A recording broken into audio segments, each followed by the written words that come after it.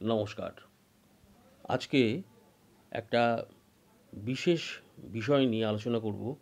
এর আগে এই ব্যাপারটা নিয়ে কোনোদিনও আমি আলোচনা করিনি। দেখুন, অভিশাপ মানুষ দেয়, সেটা কখনো মুখে বলে, কখনো মন থেকে দেয়। তবে অভিশাপ যদি একবার লেগে যায়, তাহলে কিন্তু তার জীবন ছিন্ন-বিচ্ছিন্ন হয়ে যেতে পারে। এবার কাদের কাছ থেকে অভিশাপ পেলে বা কারা অভিশাপ দিলে সেই অভিশাপ কিন্তু ফলে যায়, সেটা আমাদের আগে জানা দরকার। সবার আগে বলবো, বাবা এবং মায়ের অভিশাপ।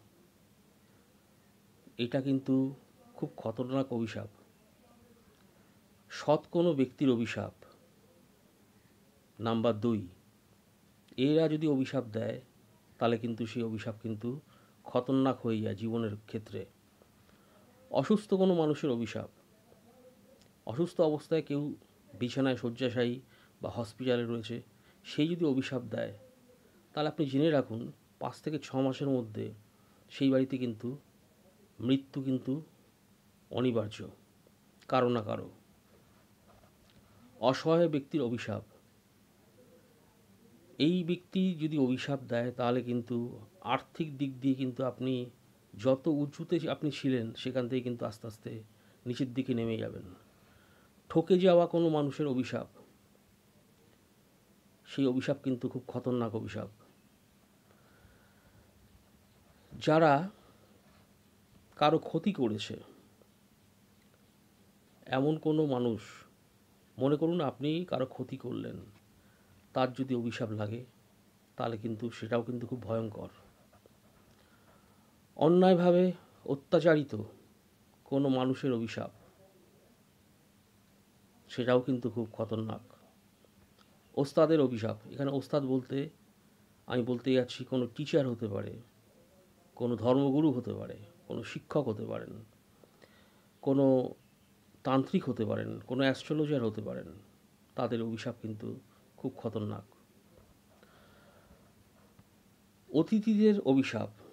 কোনো অতিথি আপনার বাড়িতে এসছে, সে চোখের জল ফেলে চলে গেছে, আপনার কিন্তু সারা জীবন কাঁদতে হবে।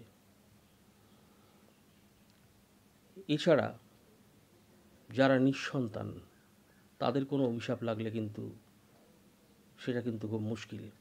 আরেকটা জিনিস আমি বলছি, অনেকের জিভ চিরা থাকে সাপের মতো, অথবা জিভ যদি কালো থাকে, তার অভিশাপ কিন্তু 6 মাসের মধ্যে লেগে যাবে। সব শেষে যেটা বলবো, এটা একটু মন দিয়ে শুনবেন। বড় ভাই যদি অভিশাপ দেয়, ছোট ভাই যদি চুপচাপ থাকে, তাহলে কিন্তু আপনি জেনে রাখুন, বড় ভাই কিন্তু আস্তে আস্তে পাগলের দিকে চলে যাবে, যেখান থেকে তাকে কিন্তু আর রিকভার করা যাবে না। তবে হ্যাঁ, ছোট ভাই যেন বড় ভাইয়ের সাথে মুখ না নাড়ায়, অর্থাৎ তার সঙ্গে তর্ক বিতর্কে যেন না জড়িয়ে পড়ে। সেরকম বড় বোন হতে পারে বড় ভাইয়ের জায়গায়, তার সঙ্গে যদি ছোট বোন এরকম করে, তাহলে একই জিনিসই হবে। অর্থাৎ বড় ভাই বা বোনের সাথে যদি এরকম তর্ক বিতর্ক হয়, বা হিংসা যদি থাকে কারো মধ্যে, হিংসার বশবর্তী হয়ে যদি ছোট ভাই বা বোনের সাথে যদি ক্রমাগত ঝগড়া, আজে বাজে কথা যদি বলেন, তাহলে জেনে রাখুন, তার কিন্তু পাগল হওয়ার সম্ভাবনা কিন্তু 100-এর মধ্যে 100% বললে হয়তো কম বলা হবে, তার থেকে বেশি। আর একটা জিনিস বলছি, যারা তন্ত্রশাস্ত্র নিয়ে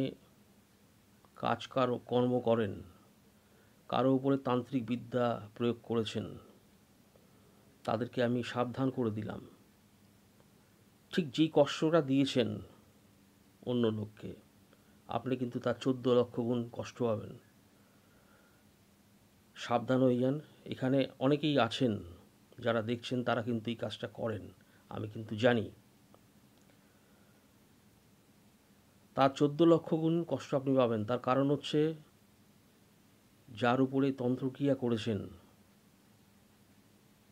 যেখান থেকেই করে থাকুন, তার যে কষ্ট, সে হয়তো মুখে কিছু বলেনি, তার যে কষ্ট সেটা আসমান ভেদ করে চলে যাবে, একদম